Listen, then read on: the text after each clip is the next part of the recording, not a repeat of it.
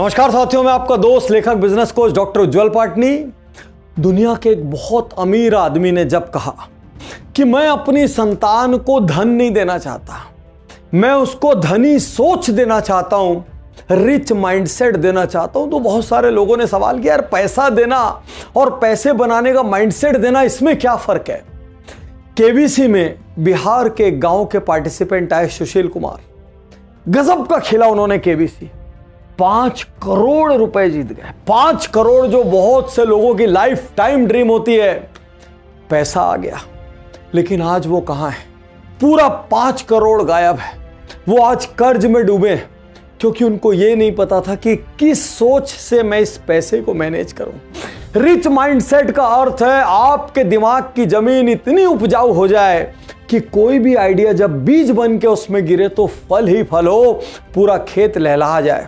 आज का अनूठा वीडियो है, एक्स्ट्राऑर्डिनरी, क्योंकि आज का वीडियो आपसे सवाल करेगा आपके भीतर रिच माइंडसेट है कि नहीं। और रिच माइंडसेट और पुअर माइंडसेट के फर्क को शुरू करूं इसके पहले याद दिला दूं, हर उज्जवल पाटनी शो 48 आवर्स पहले स्पॉटिफाई पर अवेलेबल है, द मोटिवेशन पॉडकास्ट बाय उज्जवल पाटनी के नाम से। स्पॉटिफाई डाउनलोड करें और इस शो को ऑडियो में फॉलो करें, बिना डिस्ट्रैक्शन के शांति से आंखें बंद करके सुने। और दूसरी बात, यदि ये वीडियो आप तक किसी माध्यम से पहुंचा है, तुरंत उज्जवल पाटनी यूट्यूब चैनल सब्सक्राइब कर लेना भाई, 400 से ज्यादा वीडियोस हैं। तो बिना एक क्षण भी व्यर्थ किए हम शुरू करते हैं, क्या होता है रिच माइंडसेट वाले लोगों के पास और क्या होता है पुअर माइंडसेट वाले लोगों के पास। रिच माइंडसेट, वो जब भी एक रिलेशनशिप बनाते हैं वो हमेशा उसको लंबी दूरी का सोच के बनाते हैं। वो आज अभी इस क्षण क्या फायदा हो जाए इस गोल में नहीं रहते हैं। वो एक रिलेशनशिप को कल्टीवेट करने के लिए वक्त लेते हैं और अपने 10 साल 20 साल 30 साल की जर्नी में ये व्यक्ति मुझे काम आएगा, कभी ना कभी इस व्यक्ति पर मैं दांव लगाऊंगा या ये व्यक्ति मुझ पर दांव लगाएगा। इस सोच से रिच माइंडसेट का व्यक्ति लॉन्ग टर्म रिलेशनशिप कल्टीवेट करता है। पुअर माइंडसेट का व्यक्ति क्या करता है, वो जब भी एक रिलेशन बनाएगा सबसे पहले ये सोचेगा मेरे लिए इसमें क्या है, मेरा इसमें क्या फायदा है, मैं इस व्यक्ति से क्यों बात करूं, मैं इससे क्यों व्यवहार करूं, मैं इसको अपनी कोई भी सुख सुविधा हेल्प क्यों दूं, आज ये मुझे क्या देने वाला है। तो जितना पुअर माइंडसेट होगा उतना ट्रांजैक्शनल होगा, और जितना रिच माइंडसेट होगा उतना वो लंबी दूरी के कल्टीवेशन में यकीन करेगा। तो बड़ा सवाल, आप किस श्रेणी में, रिच माइंडसेट में है या पुअर माइंडसेट में। किसी डील में, किसी व्यवहार में, किसी व्यापार में यदि रेपुटेशन और छोटे फायदे में से किसी एक चीज को चुनना हो, हमेशा रिच माइंडसेट पहले रेपुटेशन को चुनेगा। वो सोचेगा छोटे फायदे को आग लगा दो लेकिन रेपुटेशन को बचाओ, क्योंकि कल जब बड़े ट्रांजैक्शन होंगे, बड़े मौके होंगे, बड़े अवसर होंगे, बड़ी डील्स होंगी, तब यही रेपुटेशन मेरे काम आएगी, इसी की वजह से लोग मुझ पर भरोसा करेंगे। पुअर माइंडसेट क्या कहता है, वो कहता है यदि अभी इस डील व्यवहार व्यापार में किसी तरीके से थोड़ा सा फायदा हो जाए, भले मेरे को अपनी बात से मुकरना पड़े मुकर जाओ, भले पलटना पड़े पलट जाओ, भले एक आध कागज को फाड़ फूड़ के साइड में फेंक देना पड़े और कोई कागज था ही नहीं कहना पड़े, कह दो, लेकिन कैसे भी छोटा फायदा उठा लो। इसी वजह से पुअर माइंडसेट वाले लोगों को लोग आसानी से अपने साधन नहीं देते, आसानी से पैसे नहीं देते, आसानी से अपॉर्चुनिटीज नहीं देते। तो आपके सामने बड़ा प्रश्न है, क्या आप ऐसा करते हैं? छोटे फायदों के लिए अपनी बातों से पलट जाते हैं? क्या लोगों को जाने अनजाने चीट कर देते हैं? क्या कभी किसी प्रोडक्ट में, कोई क्वालिटी में, कोई क्वांटिटी में गड़बड़ कर देते हैं?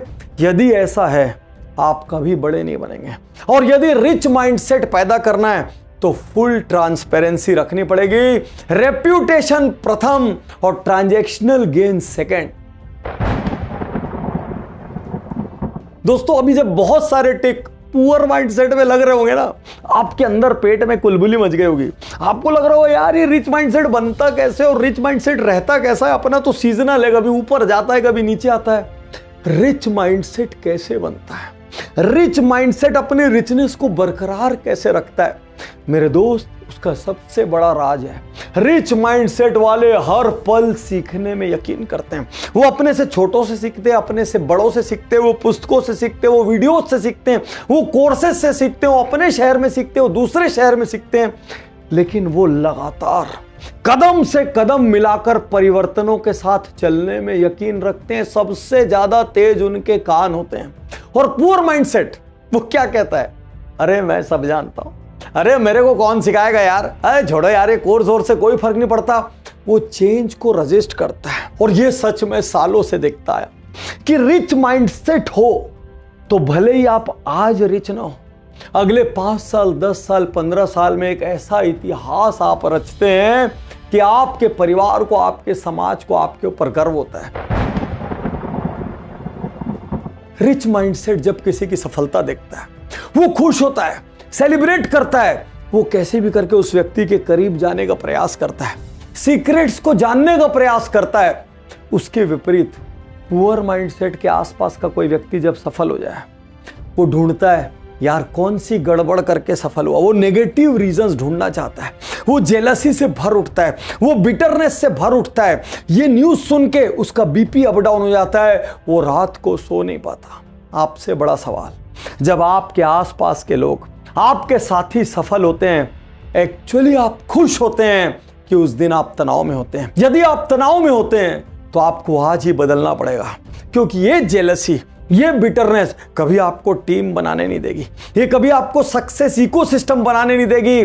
भले मन से शुरू नहीं कर पाए, अरे ऊपर से तो खुश होना शुरू करिए, धीरे धीरे धीरे भीतर से भी खुश हो जाएंगे। यदि रिच माइंडसेट चाहिए, लोगों की सफलता में खुश होना शुरू कीजिए और वही उनसे सीखना शुरू कीजिए।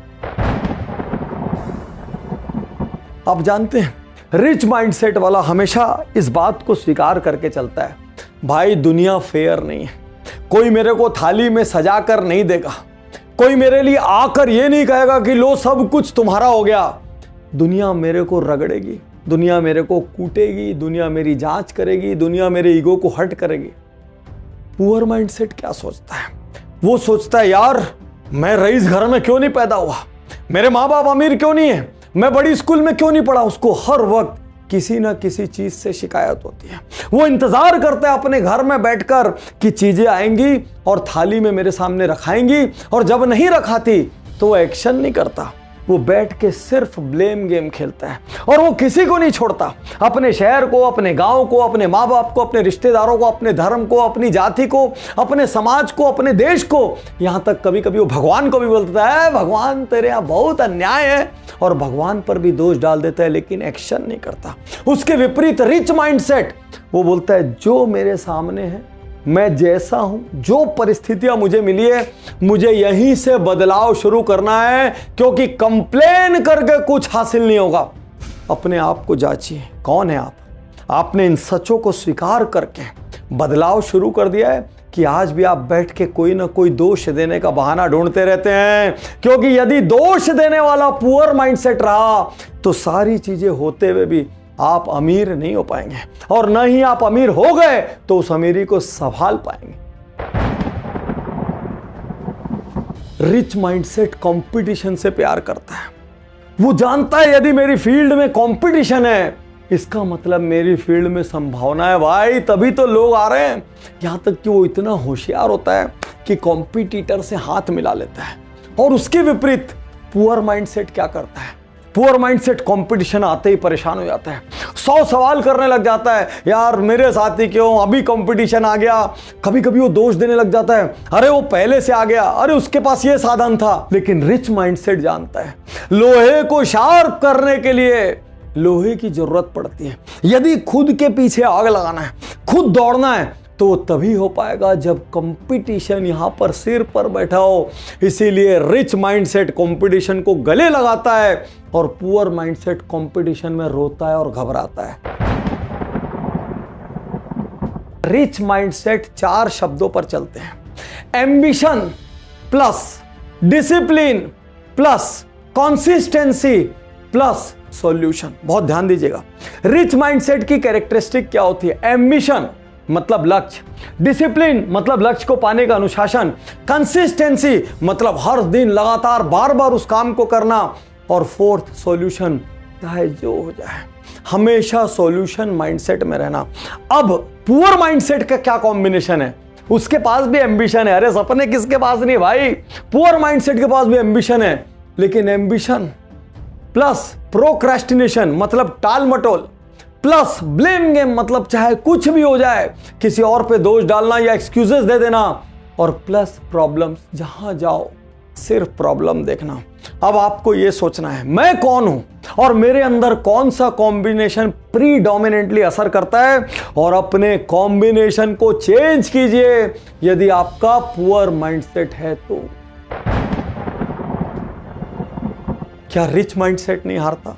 अरे वो भी हारता है भाई, असफलताएं उसको भी मिलती है, उसका भी ईगो हर्ट होता है, उसका भी अपमान होता है, लेकिन रिच माइंडसेट क्या करता है पता है? कोई भी प्रोजेक्ट, कोई भी गोल, कोई भी लक्ष्य, कोई भी सपना, कोई भी ड्रीम, कोई भी विजन, उसको जब क्विट करता है ना तो स्ट्रेटेजिकली करता है। इसलिए करता है क्योंकि वो विजन अब हासिल करने योग्य नहीं, या वो विजन उतनी मेहनत करने योग्य नहीं है, या उस विजन को यह सोचा गया था कि इससे इतना फायदा होगा, उस गोल से इतना फायदा होगा, अब वो उतनी मेहनत करने योग्य नहीं है क्योंकि उससे बेहतर, उससे बड़ा कोई और गोल, विजन, सपना, ड्रीम है। पुअर माइंडसेट जब क्विट करता है वो डर की वजह से क्विट करता है, वो फियर की वजह से क्विट करता है, वो पेन की वजह से क्विट करता है, वो ईगो हर्ट होने की वजह से क्विट करता है, वो कंपटीशन के डर से क्विट करता है, और मजे की बात स्वीकार नहीं करता उसको। वो किसी ना किसी और चीज पे दोष डाल देता है, अपने आप को किसी आवरण से ढक लेता है ताकि दूसरे को पता नहीं चले कि उसने क्यों क्विट किया। अपनी जिंदगी में झांकिए और सोचिए कितनी बार आपने डर से, हीन भावना से, निराशा से, हताशा से, किसी चीज के भय से क्विट किया, और कितनी बार आपने स्ट्रेटेजिकली क्विट किया। भले ही आपने लोगों को कुछ भी कहा हो, आपने लोगों को क्या कहा ये मेरे लिए महत्व नहीं रखता, महत्व ये रखता है आप अपने मन के भीतर क्या जानते हैं। तो यदि आप पुअर माइंडसेट में बार बार आ रहे हैं तो उठिए, जागिए, यही क्षण है परिवर्तन का। और याद रखिए बीज कितने भी हाई क्वालिटी क्यों ना हो, बंजर जमीन पे फसलें नहीं हुआ करती, और यदि जमीन एक नंबर है तो औसत बीज भी फसल उगा देते हैं।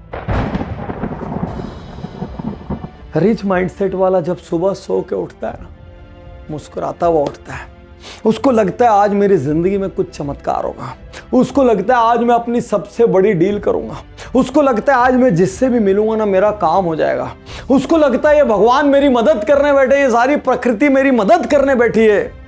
और पुअर माइंडसेट वाला जब उठता है, उठते साथ सबसे पहले उसके दिमाग में कुछ कैलकुलेशंस आने शुरू हो जाते हैं। उठते साथ आज फिर क्या तकलीफ, क्या चैलेंज आएगा, वो उसके दिमाग में आना शुरू हो जाता है। उठते साथ कितने पुअर माइंडसेट वालों को काम पर जाने का बोझ आने लग जाता है, वो मायूस होकर उठते हैं। और बहुत सारे लोग सुबह जब उठते हैं तो गुस्से में रहते हैं। अरे सुबह सुबह जब प्रकृति आपके साथ कनेक्ट हो रही है, प्रकृति आपके सबकॉन्शियस माइंड से बॉन्ड बना रही है, आपके सपनों को पूरा करने बैठी है, तो एक रिच माइंडसेट वाले की तरह सुबह उठना शुरू करो। सुबह उठ के अपने बेड पे एक बार जोर से मुस्कुराओ, भगवान से कहो भगवान इस शानदार जीवन के लिए मैं आपका धन्यवाद देता हूं, एक शानदार नींद के लिए, एक शानदार परिवार के लिए, एक शानदार शरीर के लिए, व्यापार के लिए, व्यवहार के लिए, प्यार करने वाले लोगों के लिए आपका धन्यवाद देता हूं भगवान, इतनी सुंदर दुनिया बनाने के लिए आपका धन्यवाद देता हूं। और फिर आपका पूरा ऑरा आसपास से पॉजिटिव हो जाएगा, और उस दिन आप जो भी करेंगे सब कुछ अच्छा ही होगा, और कुछ अच्छा नहीं भी हुआ तो रिच माइंडसेट से आप उसको अच्छा बना लेंगे। तो दोस्तों आज ये आपका एसिड टेस्ट था। आज आप जान सकते हैं मैं यार रिच माइंडसेट लेके घूम रहा हूं कि पुअर माइंडसेट लेके घूम रहा हूं, क्योंकि पुअर माइंडसेट के साथ दुनिया का कोई व्यक्ति, कोई संसाधन, कोई कोर्स, कोई जानकारी आपकी मदद नहीं कर सकती। और रिच माइंडसेट होगा ना, आप अंधेरे कमरे में भी ज्ञान ढूंढ लाएंगे। एक बार फिर आपको याद दिला दूं, पूरे पैरामीटर्स पे चेक करिए मैक्सिमम टिक किधर लगे, रिच माइंडसेट में लगे कि पुअर माइंडसेट में लगे। और यदि पुअर माइंडसेट पे लगे तो रेड अलर्ट, आज से ही बदलना है, क्योंकि माइंडसेट रिच हो गया तो सारी चीजें अपने आप राइट हो जाएगी। और फिर से याद दिला दूं, स्पॉटिफाई पर 48 आवर्स पहले उज्जवल पाटनी शो अवेलेबल है, ऑडियो सुने, जम के आनंद लें। उज्जवल पाटनी यूट्यूब चैनल को सब्सक्राइब करें। शुक्रिया, धन्यवाद, थैंक यू। ईश्वर करे आपका माइंडसेट रिच हो। मैं तैयार हूँ, मैं तैयार